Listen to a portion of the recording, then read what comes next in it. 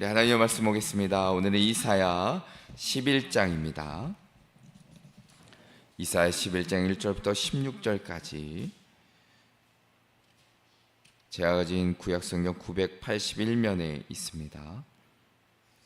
1절부터 16절까지 함께 교독하겠습니다.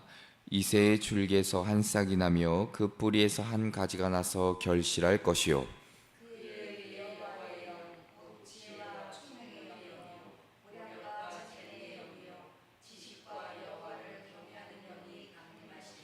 그가 여호와를 경외함으로 즐거움을 삼을 것이며 그의 눈에 보이는 대로 심판하지 아니하며 그의 귀에 들리는 대로 판단하지 아니하며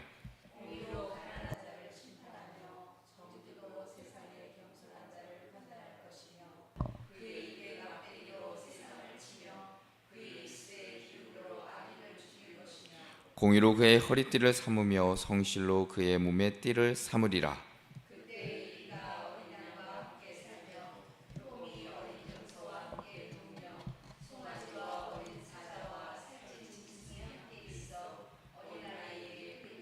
암소와 곰이 함께 먹으며 그것들의 새끼가 함께 엎드리며 사자가 소처럼 풀을 먹을 것이며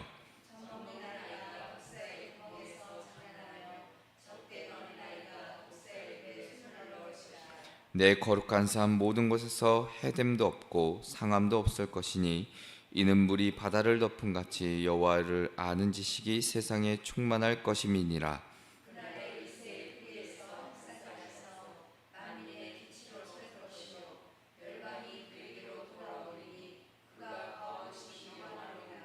그날에 주께서 다시 그의 손을 펴사 그의 남은 백성을 아수르와 애굽과 바드로스와 구스와 엘람과 시날과 하맛과 바다 섬들에서 돌아오게 하실 것이라.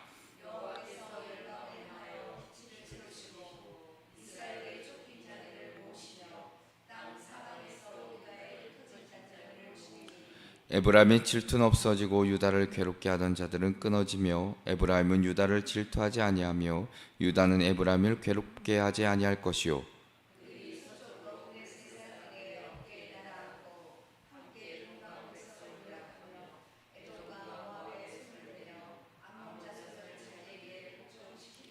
여호와께서 애굽 해만을 말리시고 그의 손을 유브라데 하수 위에 흔들어 뜨거운 바람을 일으켜 그 하수를 저 7갈래로 나누어 신을 신고 건너가게 하실 것이라.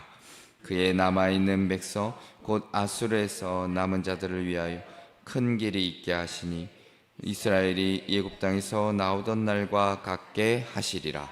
아멘. 자, 할렐루야. 아멘. 오늘 이 새벽에 주님 전에 나오신 우리 성도님들에게 하나님의 크신 은혜가 있기를 먼저 주님의 이름으로 축원합니다.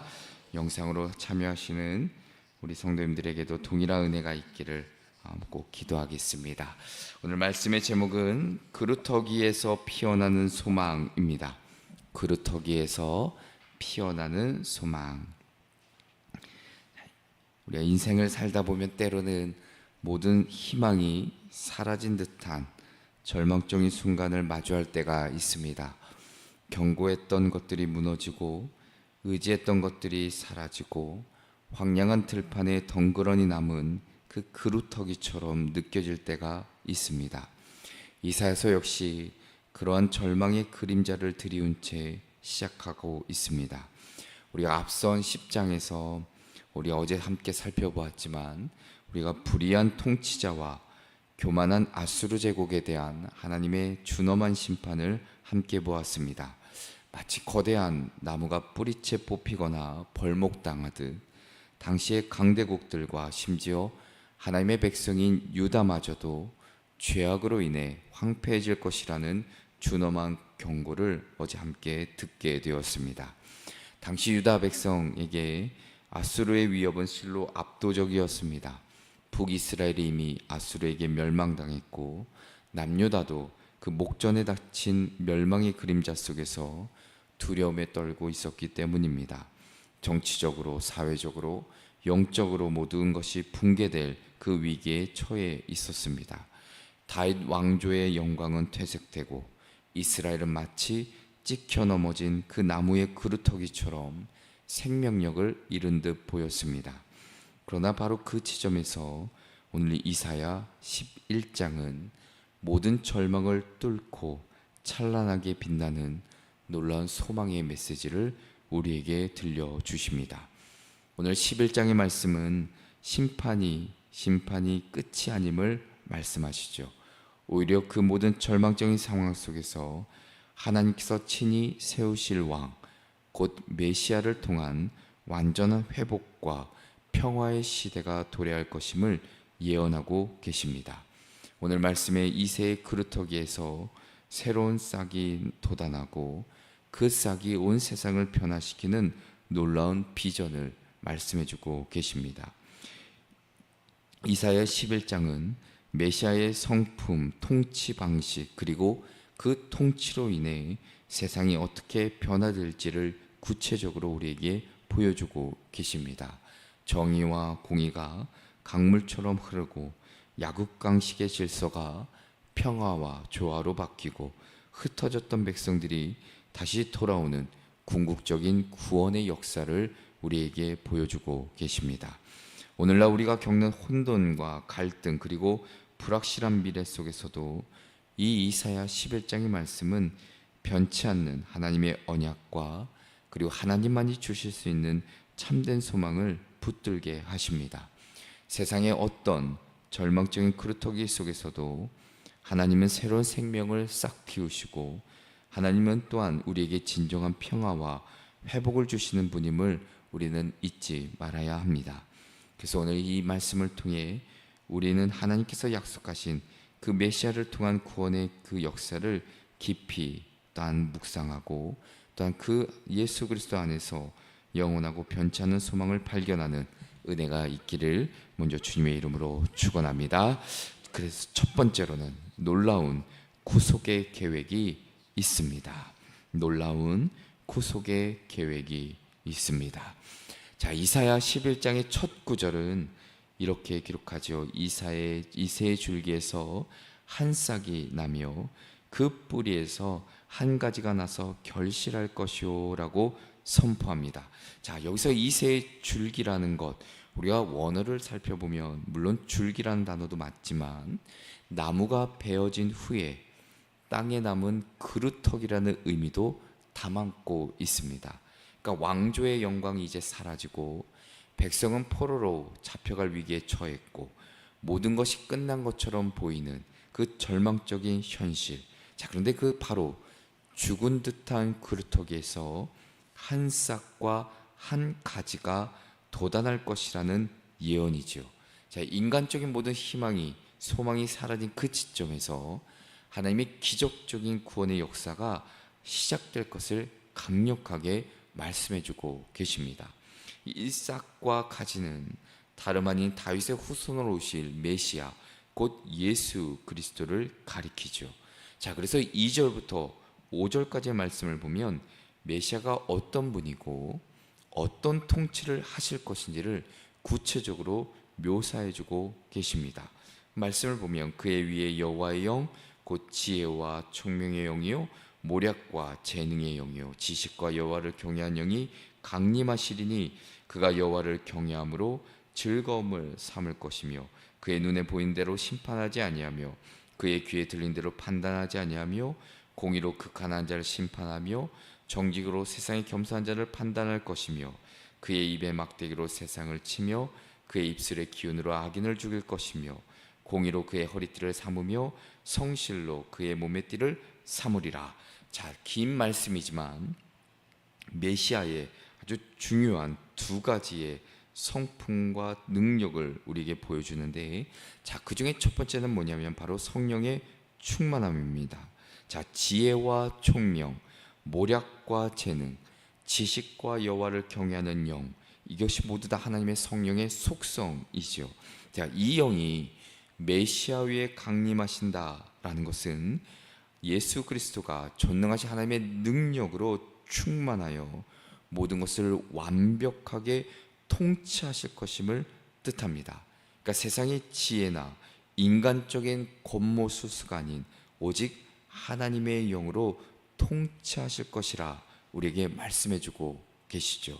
자, 그리고 두 번째는 바로 완벽한 공의의 통치라 말할 수 있습니다. 자, 메시아는 눈에 보이는 대로 심판하지 않고 귀에 들리는 대로 판단하지 않는다. 자, 세상의 재판관들이 겉모습이나 소문에 현혹되어 불공정한 판결을 내리는 것과 달리 메시아는 진정으로 내면을 꿰뚫어 보시고 모든 것을 정확하고 공정하게 판단하실 것임을 뜻합니다. 자, 특별히 가난한 자를 심판하며 정직으로 세상에 겸손한 자를 판단하실 것이라 말씀하시는데, 자, 우리가 어제 10장에서 불의한 통치자들이 약자들을 억압했던 것과 대조적으로 기록하죠. 자, 그러니까 메시아 예수 그리스도는 철저히 약하고 소외된 자들의 편에 서서 그들을 위한 정의를 실현하실 것이라. 그 입에서 나오는 말씀은 권능이 되어서 악인을 심판하고 공의와 성실이 통치의 근본이 될 것이라 우리에게 말씀해주고 계십니다. 자, 그러니까 오늘 1절부터 5절을 말씀을 보면 절망적인 현실 속에서 우리가 바라보아야 할 참된 소망의 근거를 우리에게 말씀해주고 계십니다. 세상의 모든 권력이 무너지고 인간적인 모든 노력이 실패하더라도 하나님께서는 이 세의 크루터기에서 새로운 생명인 메시아를 싹 틔우실 것이고, 또한 예수 그리스도 메시아를 통해 완벽한 공의와 성령의 능력으로 이 온 세상을 통치하실 것이라 말씀해주고 계십니다. 자, 그러니까 오늘 우리가 마주하는 불의와 혼란 속에서 누구를 의지하고 있는지, 잠시 번성하다 사라질 세상의 힘을 바라보고 있지는 않은지, 오늘 이 말씀은 우리가 오직 메시아이신 예수 그리스도를 바라볼 것을 말씀합니다. 예수님만이 참된 지혜와 공의로 세상을 다스리실 유일한 왕이시고, 이 암울한 시대에 우리의 모든 소망을 주님이신 예수 그리스도께 두고 예수님의 그 완전한 통치를 기대하며 살아갈 것을 오늘 또한 우리 말씀을 통해 우리에게 깨닫게 하십니다. 저와 여러분의 삶 가운데 예수 그리스도를 통한 이 땅의 그 구속의 계획, 그 놀라운 통치하심을 믿고 바라보며 살아내시는 저와 여러분 되시기를 주님의 이름으로 축원합니다. 둘째로는 놀라운 평화와 회복이 찾아옵니다. 놀라운 평화와 회복이 찾아옵니다. 자, 메시아의 통치가 가져올 변화는 단순히 정치적인 사회적인 회복을 넘어 전 세계 전체의 근본적인 질서까지도 변화시키는 샬롬의 회복이라 말할 수 있습니다. 자, 6절부터 9절까지 말씀을 보면 마치 에덴 동산의 회복을 연상시키는 아주 평화로운 장면들을 그려내고 있습니다. 그때의 이리가 어린 양과 함께 살고 표범이 어린 염소와 함께 눕고 송아지 어린 사자가 살찐 짐승이 함께 있어 어린아이에게 끌리며 암소와 곰이 함께 먹고 그것들의 새끼가 함께 엎드리며 사자가 소처럼 풀을 먹을 것이고 아이가 독사의 구멍에서 장난하며. 자, 이 구절들을 가만히 우리가 읽을 때 상상하기 어려운 대조와 조화를 보여주죠. 자, 본래 포식자, 피식자의 관계에 있는 동물들이 자, 그 메시아 그리스도 예수 그리스도의 통치 아래서는 서로 해치지 않고 평화롭게 공존하는 모습을 기록합니다. 살아온 이리, 표범이 온순한 양과 염소와 함께 지내고 맹수 중에 맹수인 사자도 풀을 먹는다는 것, 피조 세계의 본래의 질서가 회복되고 죄로 인해 깨어졌던 모든 적대 관계가 사라진다는 의미이죠. 자, 심지어 어린아이가 독사의 굴에서 아무런 해를 받지 않고 장난한다는 것은 가장 연약한 자도 안전하고 모든 위험과 폭력이 사라진 궁극적인 평화의 시대를 보여줍니다. 자, 이런 놀라운 변화의 근원이 무엇일까? 9절 하반절은 명확하게 우리에게 일러주는데, 자, 이는 물이 바다 덮음같이 여호와를 아는 지식이 세상에 충만할 것임이니라 말씀합니다. 자, 여호와를 아는 지식은 단순히 머리로 아는 지식이 아니죠. 하나님과의 친밀한 관계 속에서 하나님의 뜻, 그 성품, 그리고 주권을 내가 온전히 깨닫고 순종하는 것을 의미합니다.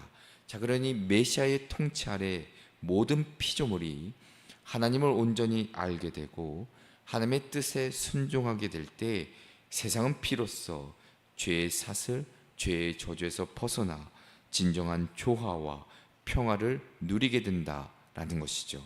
어떻게 보면 종말론적인 비전이기도 하지만 예수 그리스도의 재림을 통해 완성될 하나님의 나라의 모습을 우리에게 보여주고 계십니다. 자, 10절은 이 메시아의 통치가 가져올 영향을 이스라엘뿐만 아니라 온 열방으로 확장시키는데 이렇게 기록합니다. 그날에 이새의 뿌리에서 한 싹이 나서 만민의 기초로 설 것이요 열방이 그에게로 돌아오니니 그가 거한 곳이 영화로우리라. 자, 이새의 뿌리, 다시 한번 메시아를 지칭하는데, 자, 그분이 만민의 기치가 될 것이라. 기치는 우리가 앞서 살펴본 대로 깃발이나 표대를 의미하죠. 그러니까 메시아가 온 세상을 향한 구원의 상징이자 모든 민족이 주목하고 모여들어야 될 그 중심점이 될 것임을 말씀해 주십니다. 자, 우리가 앞장에서 우리가 보았듯이 아수르가 자신들의 힘을 과시하는 깃발을 세웠던 것과 대조적으로 메시아는 하나님의 사랑과 평화를 상징하는 깃발이 되어 온 나라, 온 열방을 하나님께로 이끌 것임을 말씀해 주고 계십니다. 열방이 하나님께로 돌아오고 하나님이 계신 곳이 영원하게 될 것이라는 그 예언은 메시아를 통한 구원의 역사가 유대를 넘어 온 인류에게 미칠 보편적인 구원의 역사하심을 보여주고 계시죠. 자, 그리고 오늘 6절부터 이 10절의 말씀을 우리가 함께 보더라도 우리가 꿈꾸는 진정한 평화가 어디로부터 오는지를 명확하게 깨닫게 하십니다. 자, 세상은 평화를 위해 끊임없이 노력하지만 진정한 평화라는 것은 인간의 노력이나 정치적 협상으로는 온전히 이루어지지 않는다는 것이죠.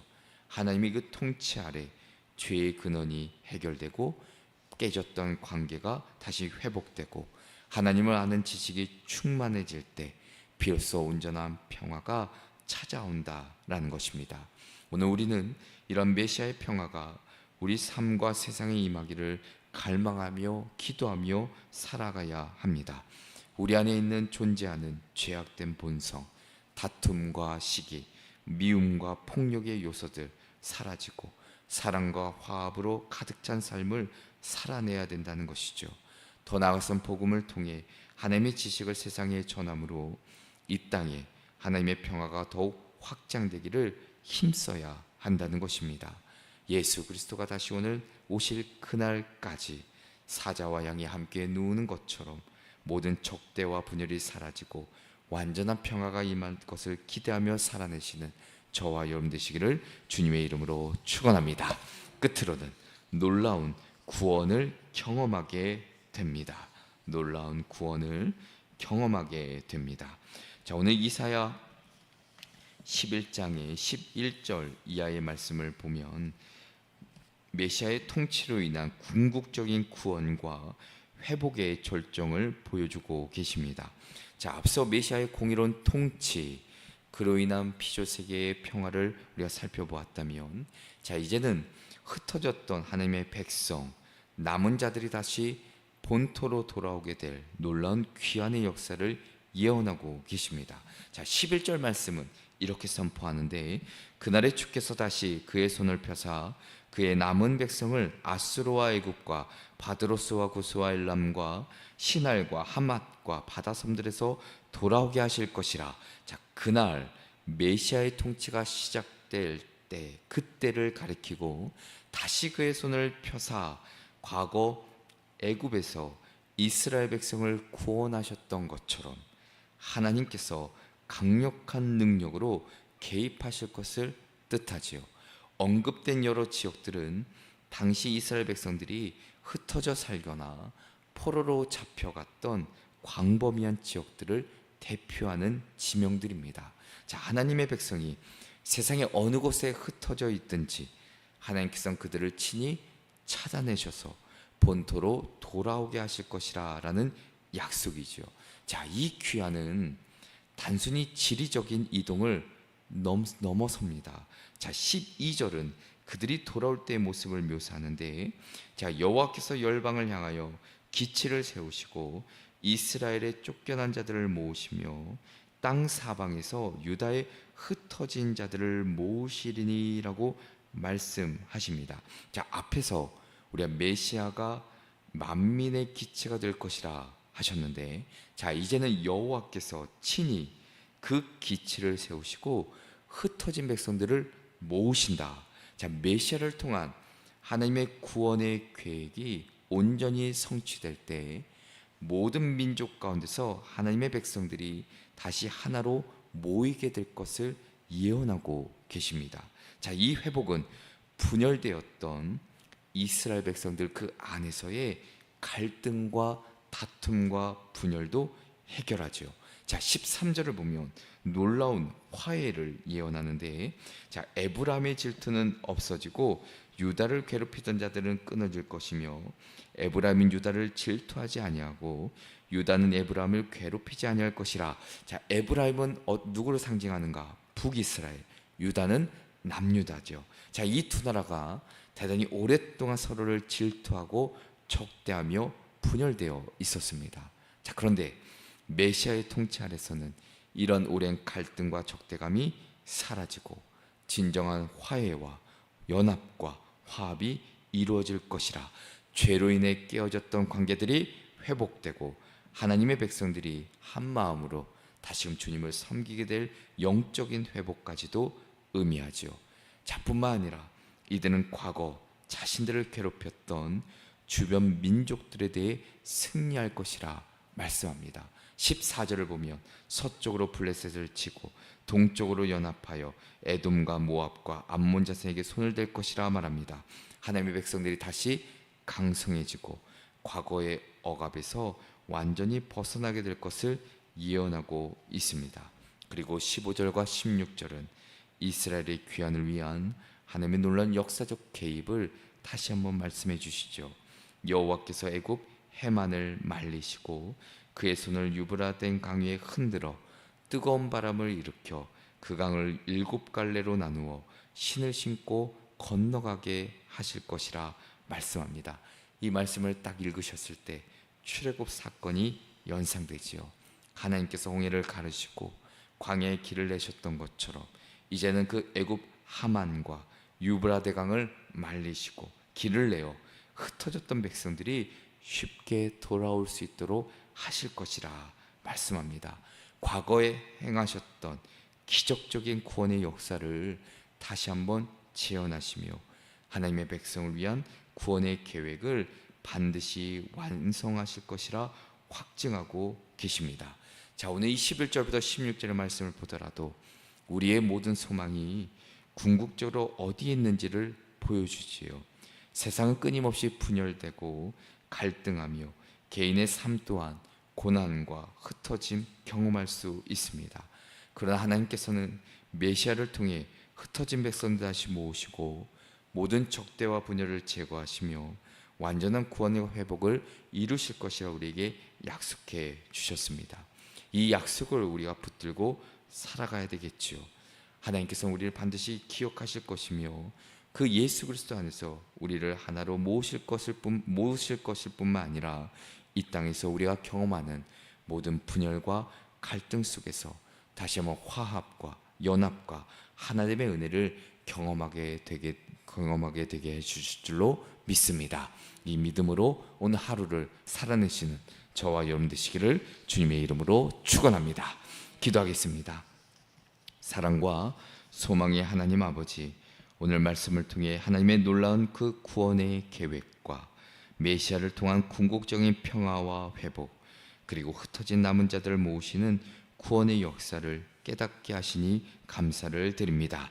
세상의 혼란과 절망 속에서도 오직 주님만이 참된 소망이심을 고백하오니 우리의 삶이 이새의 그리토기처럼 초라하게 느껴질 때라도 주님 안에서 새로운 싹이 돋아날 것을 믿고 기대하며 소망을 품고 살아가게 하여 주시옵소서.